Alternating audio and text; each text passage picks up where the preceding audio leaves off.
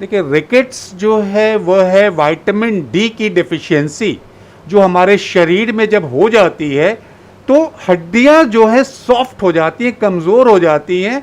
तो बच्चों में जब विटामिन डी की डेफिशिएंसी होती है तब हड्डियां जो है विकसित नहीं हो पा रही हैं और वह धीरे धीरे कहीं ना कहीं अपने आकार से विकृत होने लगती हैं, चेंजेस आने लगता है। तो बड़ों में जब होगा 18 साल के बाद तो उसको ऑस्टियोमलेशिया बोला जाता है।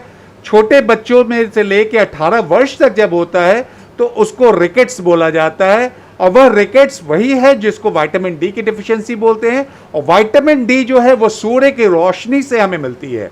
तो हमारे यहाँ देखा जा रहा है कि सूर्य की रोशनी धीरे धीरे करके हमारे बच्चे घर में इतने ज़्यादा रह जाते हैं कि उनको ढंग से नहीं मिल पाती है। और जब सूर्य की रोशनी कम होती है तो विटामिन डी शरीर में कम गई। और विटामिन डी ज़रूरी है कैल्शियम को पचाने के लिए। यही कैल्शियम और विटामिन डी जाते हैं और हड्डियों के ग्रोथ में हेल्प करते हैं। इसलिए उन वैसे बच्चों को प्रॉब्लम होती है, जोड़ों का टेढ़ापन हो जाता है, जो छाती कभी कभी आगे निकल जाती है। तो ये सब प्रॉब्लम है जो रिकेट्स में देखी जाती है। रिकेट्स होने के पीछे मुख्य कारण क्या है?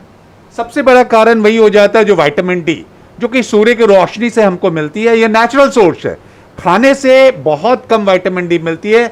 असल वो प्राकृतिक सोर्स है जो कि भारतवर्ष में मैं तो जरूर बोलूंगा यह बहुत ज्यादा है। तब भी दुख इस बात का होता है कि हमारे भारतवर्ष में पिछले 30 वर्षों में यह धीरे धीरे बीमारी बढ़ते जा रही है। क्यों बढ़ रही है? कि हमारे बच्चे, अधेड़ अवस्था के लोग, बुजुर्ग, सारे लोग कहीं ना कहीं अपने आप को घर में सीमित करते जा रहे हैं। वो इंडोर गेम खेलते हैं, बाहर जाना नहीं चाहते, आउटडोर गेम नहीं खेलते हैं। वैसे वैसे विद्यालय बनते जा रहे हैं जहाँ पे बहुत अच्छा प्लेग्राउंड नहीं है, बच्चों को खेलने का मौका नहीं मिलता है।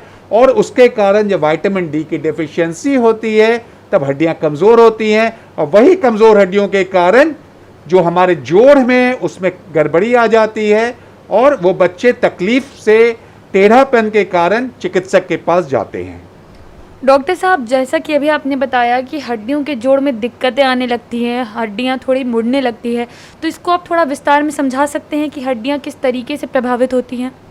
देखिए, जितने भी हड्डियों का ग्रोथ होता है उसमें कैल्शियम और विटामिन डी दो बहुत इंपॉर्टेंट है। ये दोनों मिलके बाकी जितने भी एलिमेंट्स होते हैं उनके साथ मिलके एक मैट्रिक्स बनाते हैं और उसके कारण वो हड्डियों का धीरे धीरे उम्र के साथ वो ग्रोथ होने लगता है। लेकिन अगर वो प्रॉपर कंपोजिशन नहीं मिले, मींस किसी एक तत्व की कमी हो जाए, सिंपल आप एक मान सकते हैं, अगर आप दीवार बना रहे हैं उसमें सीमेंट, बालू और उसके बाद ईंट, जो गिट्टी की संरचना होती है, उसको अगर बदल दिया जाए तो वह दीवार शायद कमज़ोर बन जाएगी। वही हालत होती है अगर विटामिन डी हमारे शरीर में कम है तो कैल्शियम जो कि हमारे खाने में जा रहा है वो हड्डियों तक सही फॉर्म में नहीं पहुंच पाती है और हड्डियों का विकास नहीं हो पाता है। उम्र बढ़ते जाती है लेकिन हड्डियां कमज़ोर होते जाती हैं। और उसके कारण अगर हम ऊपर से खोज करें तो ये माथे पे भी कभी कभी अजीब सा वो आगे निकल जाता है, छाती आगे की तरफ निकल जाती है जिसको पिजन चेस्ट भी बोला जाता है।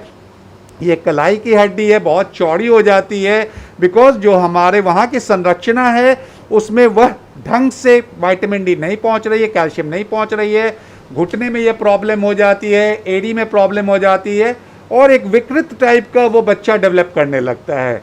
लेकिन यही अगर बच्चा आगे जाके अगर चला जाए जो 18 वर्ष के बाद हो तो उसको हम लोग ऑस्टियोमलेशिया बोलते हैं।